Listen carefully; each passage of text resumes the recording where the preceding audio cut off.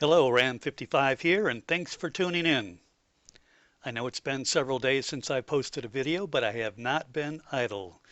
I've been doing a lot of behind the scenes work on the Tidewater Railroad, and we're back tonight with another episode on Trainz 2019. And tonight we're going to be watching a new procedure or a new concept of how I'm going to operate the railroad.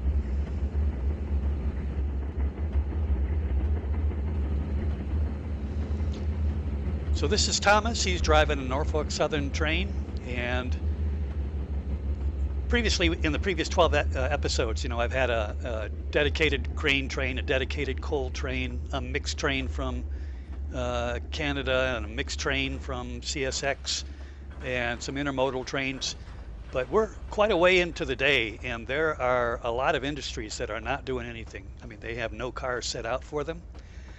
And it would take a long time to actually get those things into operation. So a lot of my effort has been into redoing my spreadsheet where I figure out what railroad cars are going to be put on the layout. I like to have a variety. I like it to be different and random every time we play the game. So a lot of time was spent in figuring out how to make that happen on my spreadsheet. My other concept is rather than have a bunch of individual trains with a couple cars dropped off at Tidewater or at River Point and servicing the industry, we're going to basically do a total of 6 trains. We're going to have 2 CSX trains in Tidewater, 2 Norfolk Southern trains in Tidewater, and 2 Canadian National trains up at River Point. They're going to be much longer trains, and this train here that we're watching, the Norfolk Southern, is 121 cars long. And this is going to fill up our yard. It's going to make our industries busy from the first train that we deliver. And what I've done is, with my spreadsheet, figure out how many orders each of the industries are going to make for the day. And then I use a spreadsheet to randomly divide those orders amongst those 6 trains. So they're going to be coming from various directions, east, west, and from the north. And then these trains will be delivering them to the yard. They'll be broken up and grouped so that when they make their deliveries, they're in the proper order. Because right now these are manifest trains. This train here is coming in from Chicago. This is an intermediate stop for him. He's not going to stop and do a lot of switching. He is going to cut out the cars that he's not going to take with him. He's going to pick up any cars that are on his list, and he's going to leave. He's going to leave all the switching duties to the local switchers here at Tidewater. And it's going to be the same thing up at River Point. So immediately we will have more cars in the yard, more cars at the industries, which is what the industries are all about, right? We're delivering cars for them to do their job.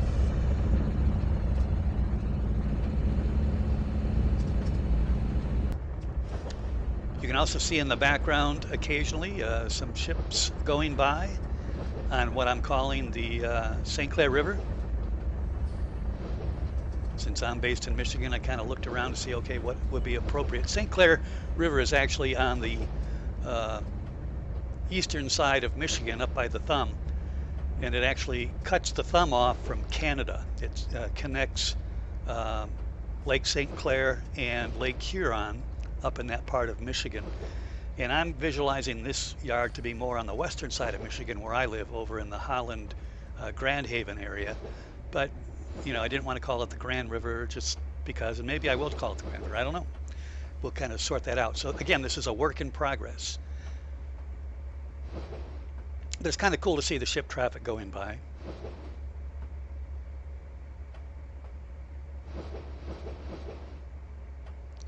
So Thomas is driving in at a reasonable speed. He's got a long train. I'm not sure, because it's weight and heavy and mass and all that stuff. I wasn't sure, using Rail Driver, how much effort it would take to stop the train. So I'm kind of coming in on a conservative 10 to 12 miles an hour.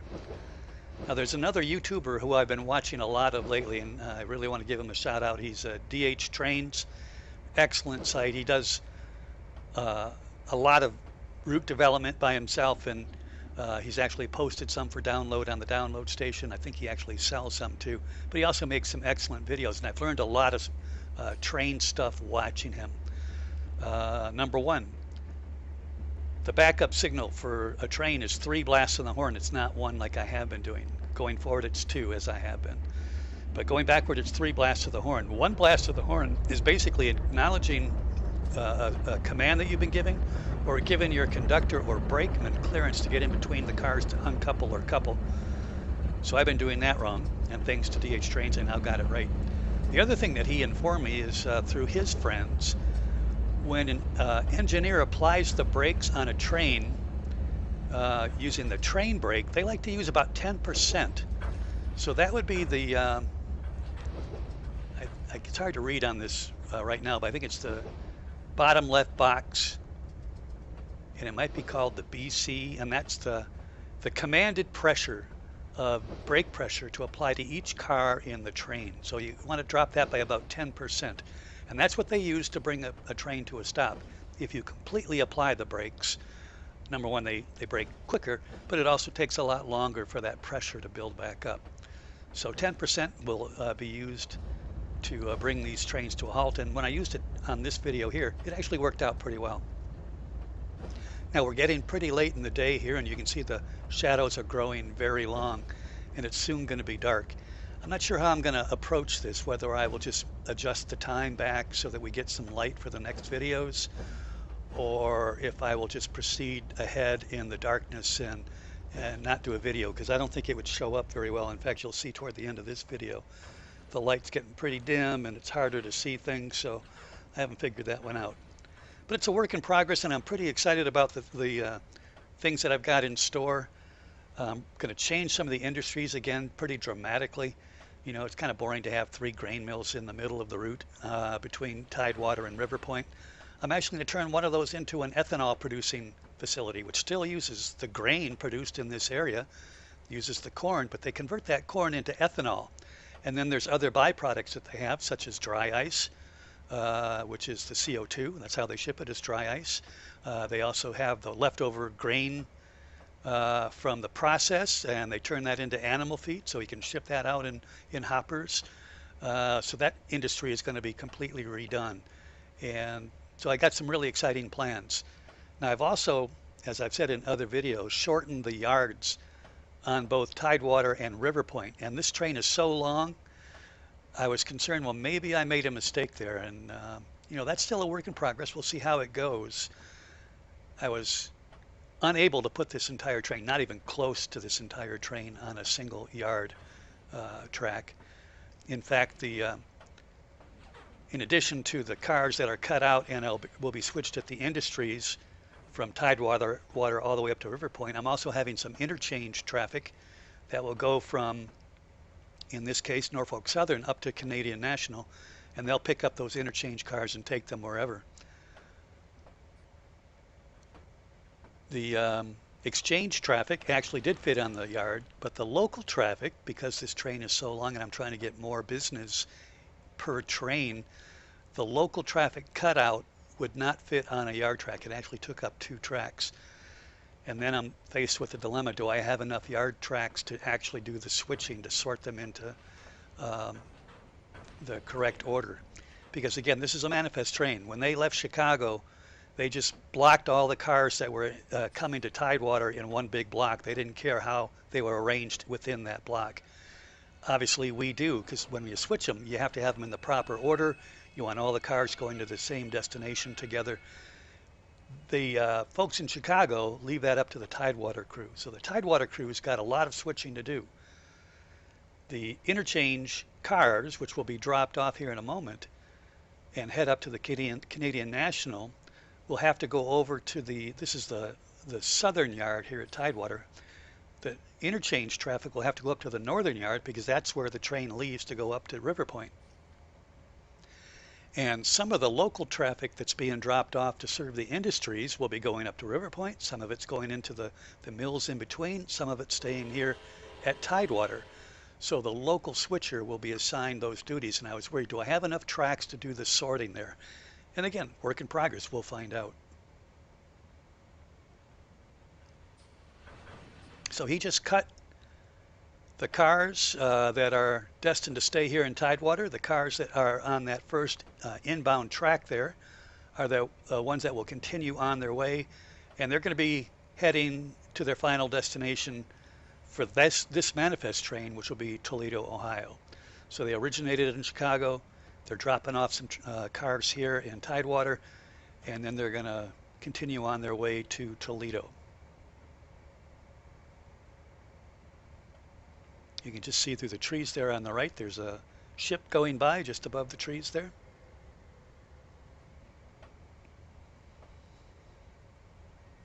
So Thomas has pulled forward, he's cleared the switch. Now he'll back up and drop the next cut of cars off on the second yard track. And these cars that he's dropping off now are the interchange cars. Some of these cars will be going Canadian National East, some will be going to Canadian National West. They're not going to sort those here at Tidewater. That sorting will be done once they arrive up at River Point by the local switcher up there. So lots of switching going to be done with fewer trains, which I think is going to make for more interesting videos, more interesting railroading.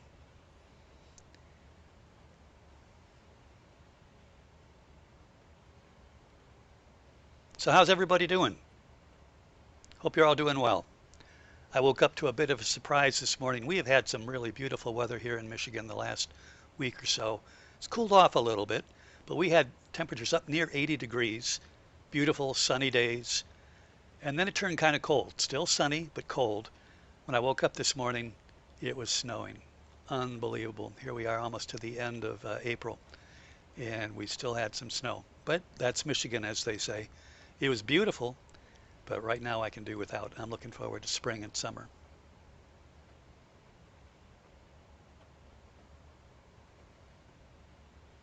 So I've been doing a lot of research, like I said, a lot of background work, a lot of more brain work in getting these sessions ready.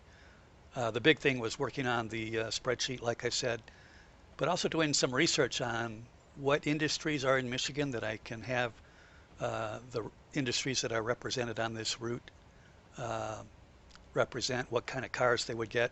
The big one, kind of like an epiphany, was turning that one grain silo into an ethanol plant. I think that's going to be a great idea.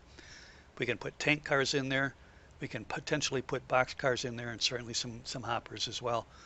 I would envision that the farmers would just drive their big old trucks to deliver their grain to the industry, just like they're doing now at the other two grain mills, the Tidewater mills, as well as the co-op. The co-op.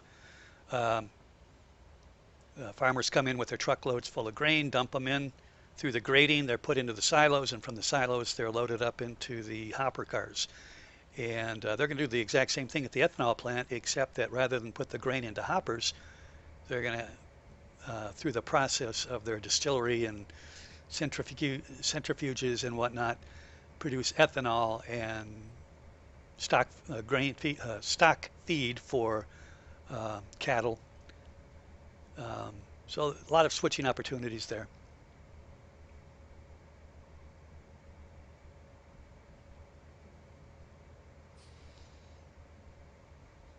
So here's Thomas backing up his cut of cars. This is the exchange cars. Again, these are going up to River Point, where they will be sorted up there into two blocks, either going east or west. They're actually mixed right now in this block of cars. Once he drops this block off, the remaining block will be the ones that are going to be actually sorted into the proper order so they can be spotted at the industries, both here at Tidewater, in the middle ground area where the mills are, and up at River Point. Actually, at River Point, I don't think I'll actually care about the order there. I'll have the River Point switcher put them in the correct order.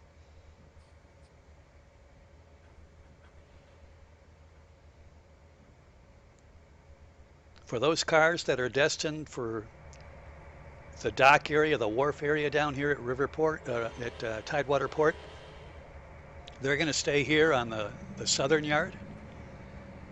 And for everything going to the grain mills and up at River Point, they will eventually be cut out and put on the northern yard for the local switchers to handle the local deliveries to the mills, or the actually that would be like a way freight, I guess, I don't know. And the other ones will take the remaining cars up to River Point, where they will be delivered up there. So you can see over on the left are the empty hoppers that have been delivered down to Huber's coal wharf. And since this train, this Norfolk Southern train, is going to be heading east, and that's where these cars need to go, he's going to latch onto those cars and put them onto the train as he goes further east toward Toledo. So that'll get them off the yard. That'll clear up some tracks for us to use and operate.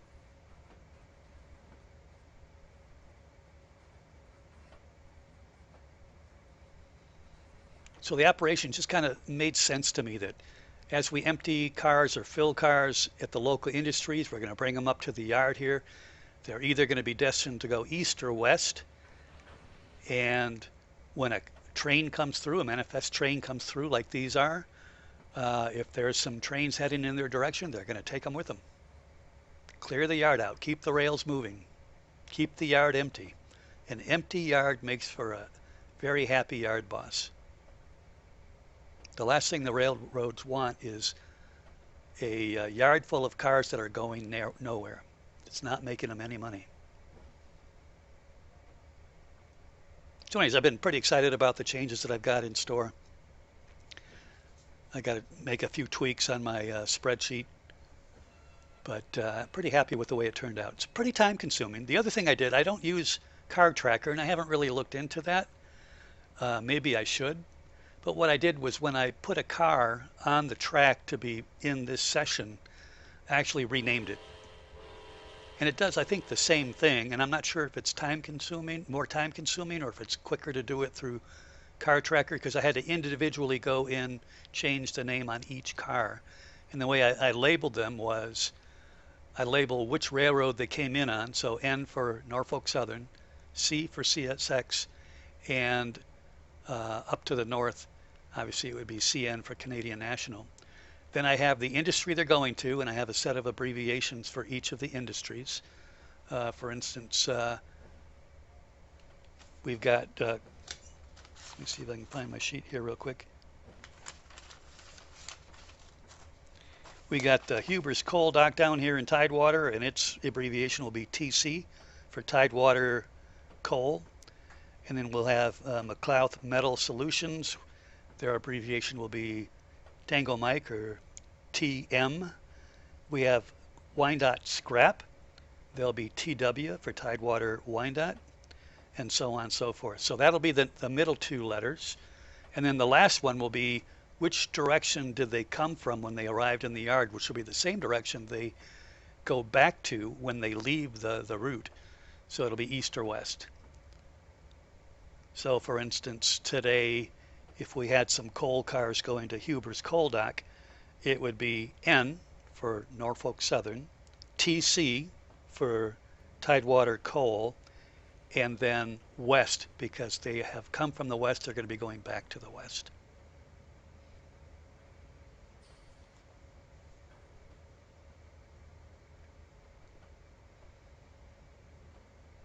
And you can see that the yard has filled up quite a bit. Ordinarily, these trains would leave a few cars, but it would be a pretty empty lot. Those cars over on the far right are on the inbound track. The main line is further to the right that you can't see. The cars are blocking the view. There's the main line there to the left of that red boxcar. So we want to keep that open as much as possible, even though this train is so long. I think it's blocking the main anyways. The yard wasn't long enough to hold them. And then we'll kind of figure out as we go along what the tracks will be for sorting. You know, which ones are going to be going to different industries, staying here, going up to the northern yard. So we'll kind of figure out how to utilize these tracks as we go along. Again, work in progress, but that's why it's so much fun. It's very enjoyable, very challenging.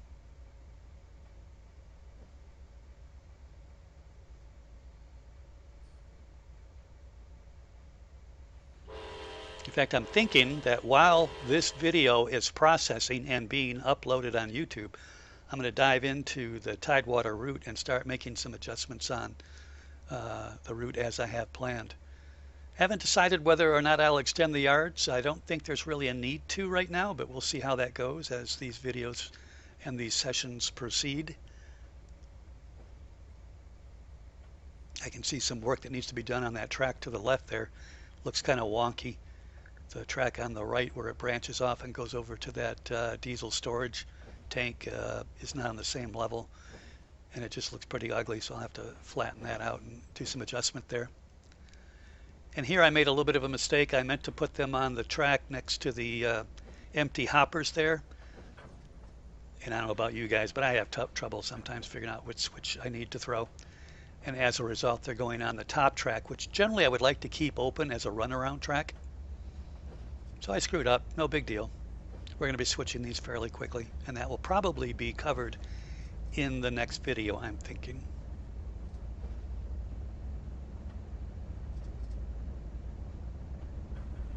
So once again, I have a random spreadsheet that tells me what orders are made by each of the industries, how many cars they're asking for that day, and then I randomly assign that number of cars to the different trains. So there's 4 down here in Tidewater, there's 2 CSX and 2 Norfolk Southern, and up to the north there's 2 Canadian National trains. So a total of 6 trains could potentially be delivering these cars.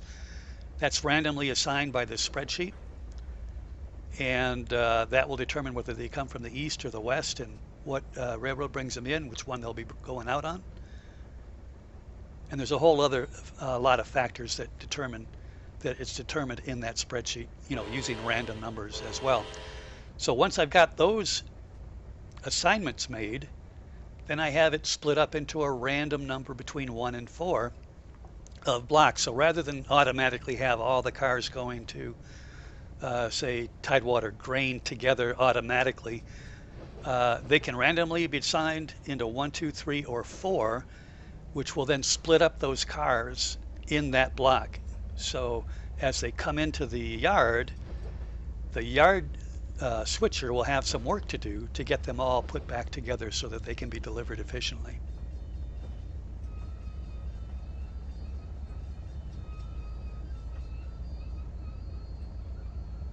And I got to tell you, that one, I think it's a GE engine, I'm not really sure, puts out more smoke than I've seen from a lot of steam locomotives. I think they need to do some tune-up on that baby. You can see over to the far left there that white ship going by. I've got them basically running a big circle up and down the St. Clair River. They make a really tight, wonky turn at the end, but for the most part, you're not down there to see it anyways. And they're cruising at about 9 miles an hour. And I grew up on the Detroit River in Lake Erie, so I grew up around the freighters, and I think about 9 miles an hour is pretty much what they do. So I think that's pretty accurate speed for them. There's 4 of them out there, and they're just going from one point to the next, and then repeating that. And since they're all going the same speed and following the same route, they will never catch up to each other.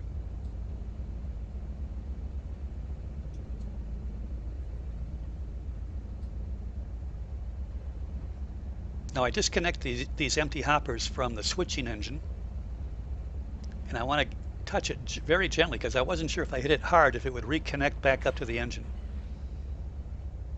So one of my big things when I started to pull away here, or when I should say Thomas was pulling away here, am I dragging that engine with me, or did we actually successfully just hook up to the empty hoppers?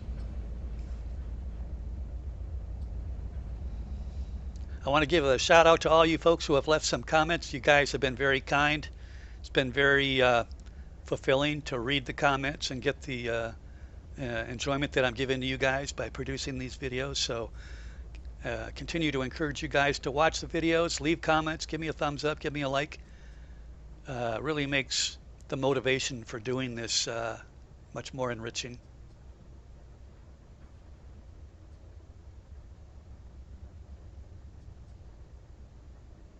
I have to say, I think the rail fans are a pretty dedicated bunch, and you know, there's so many people like myself who could just watch train videos all day long. Some people would say that's boring, let's move on. I think the real rail fans don't mind at all. They like to see the action, they like to see the switching, they like to see the railroad cars and the different engines, different liveries. And personally, I also like to look at the graffiti on the cars. I think some of those are just absolute works of art. So anyways, appreciate the comments you guys have made. I'm trying to keep the videos relatively short. I want to keep them between 20 and 30 minutes if I can. Occasionally they may be shorter, occasionally they may be a little bit longer, but um, it takes a lot of dedicated time to watch a 45-minute to an hour video, and I'm not sure if I really want to go there, so I'll try to keep them to a reasonable amount of time. So Thomas has latched onto the empty hoppers. Those are his pickups here in the yard.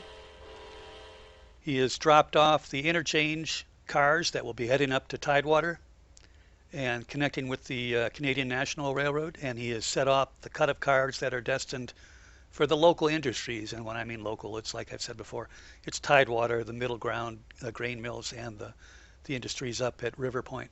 He's dropped those off. And now he's going to back these empty hoppers up, hook up to the rest of his train that he dropped off on the inbound track, and he will be off to the east to the Toledo yard, which will be his final destination. You can see we're operating in the shadows now. That sun is still up. There are still some spots of sunshine, but the shadows are getting mighty long and the visibility is getting mighty poor. The temperature's starting to drop as the evening sets in.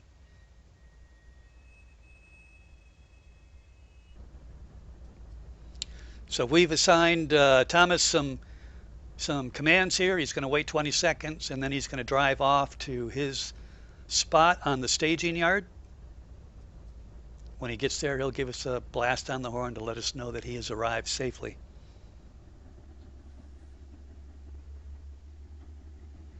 So that GE engine is really smoking. Like I said, I've seen steam engines that don't put out that much smoke.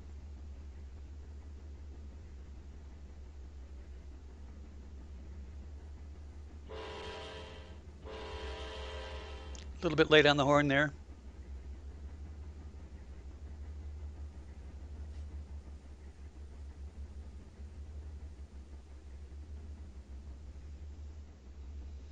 And we're going to watch this train go by. And if you're a car counter like I am, this is still a long train, even though he has dropped off a lot of cars into the yard here. But I think that's pretty realistic. I think 100 and something car train is not unusual here in Michigan. I've seen some going by that have the distributed power, in other words, another locomotive set up in the middle of the train to help push them along or push and pull them along. I've also seen some helper engines at the rear. So I don't think 120 some cars is unreasonable. But like I said, it gives me a lot more action in a shorter period of time here on the railroad, and there'll be a lot more work to be done. Industries will be happy because they're having some cars dropped off so their guys can get to work. And I think it'll make for a lot more interesting videos. We'll see how this goes. And again, work in progress. I'm always thinking about how to make this better. And if you guys have any ideas, give me a shout. Tell me what you think would work or something you'd like to see. But again, long string of cars here.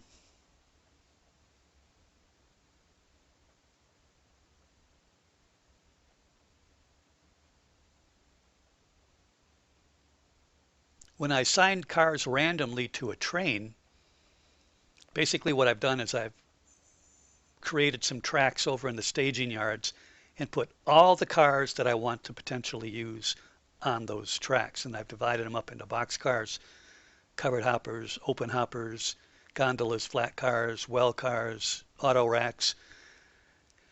And then I have a random number assignment to figure out which of those cars are going to be used. But I've got them, they're not all equal in probability. I want a Norfolk Southern train to have mostly, and when I say mostly, about 60% of the cars I want to be Norfolk Southern cars. Same thing for CSX and Canadian National. So there's a bit of randomness to it, but it's weighted more toward the railroad that is actually operating, so they have more of their own rolling stock in their train. And that worked out pretty well. Now, some things like the tanker cars here, they are leased cars. They're not owned by the railroad. They are leased from a private corporation. So they're not going to have the company logo on the side. So it didn't really matter which ones you use. But for the gondolas and the hoppers and the box cars, I wanted them to favor more toward the local road.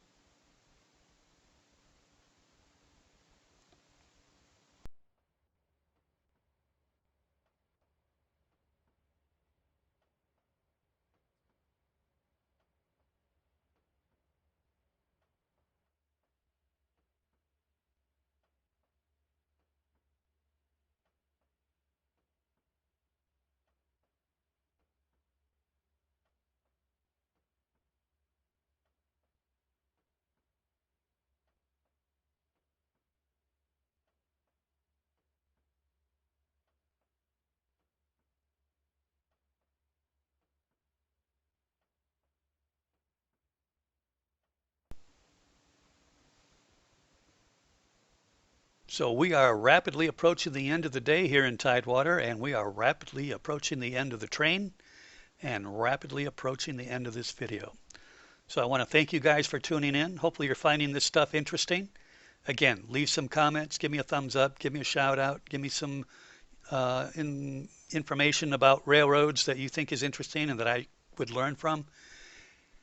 And subscribe if you haven't already.